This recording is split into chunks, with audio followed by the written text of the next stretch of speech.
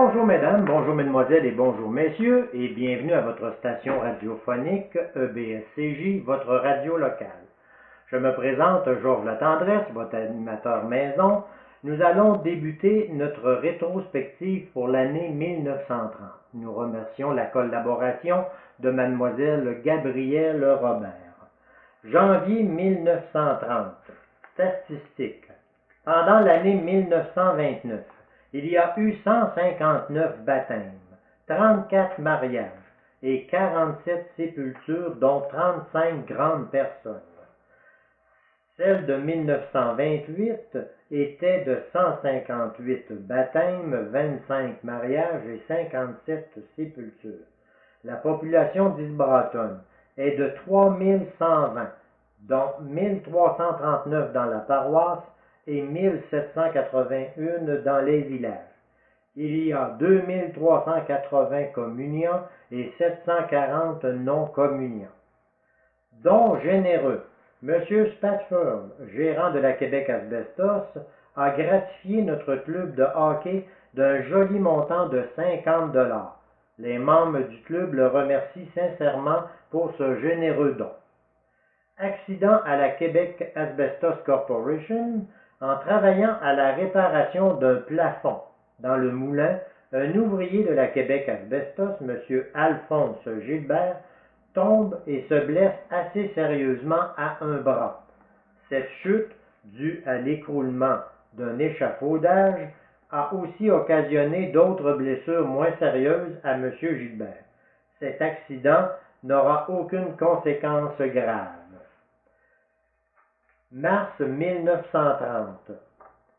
Activité de la Québec Asbestos Corporation à Isbratton. Travaux coûteux.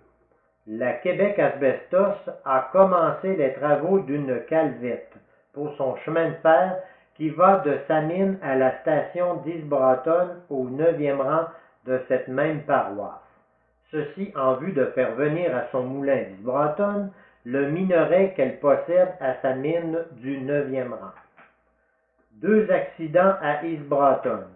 Un garçonnet s'inflige de douloureuses blessures et un ouvrier devra peut-être se faire amputer un doigt. Albert Doyon, 11 ans, fils de M.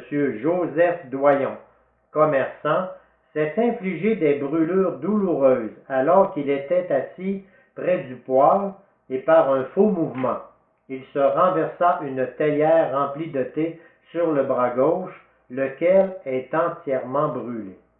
Il est actuellement à l'hôpital de Québec où l'on espère, à force de traitement, pouvoir lui conserver le bras. Un ouvrier de la Québec Asbestos, M. Wilfrid Lessard, s'est blessé douloureusement à la main gauche alors qu'il était à décharger de la tôle d'acier.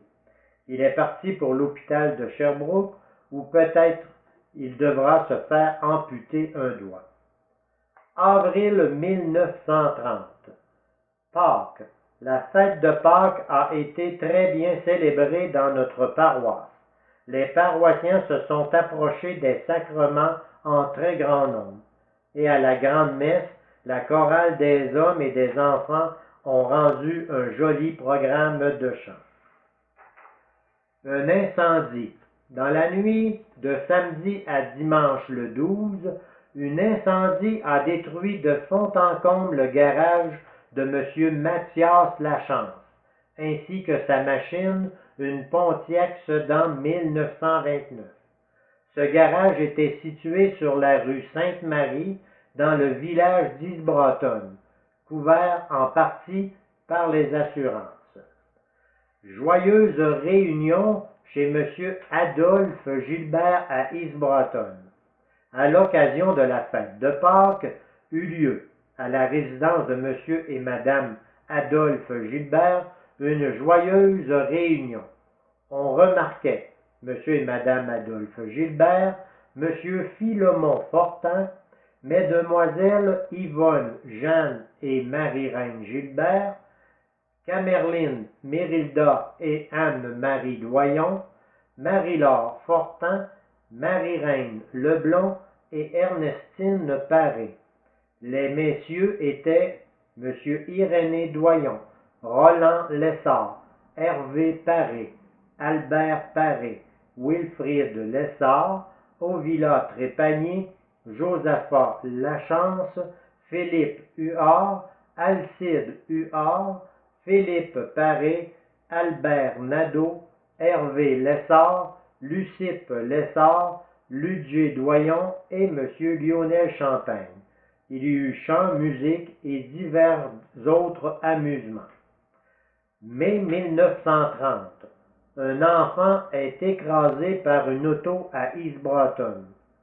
Un pénible accident est survenu dimanche après-midi dans le village d'East Broughton, alors que Roland, 9 ans, enfant d'Alcide Poulain de Leeds Station, s'est fait frapper par une machine en voulant en éviter un autre et s'est fait écraser et casser la jambe droite.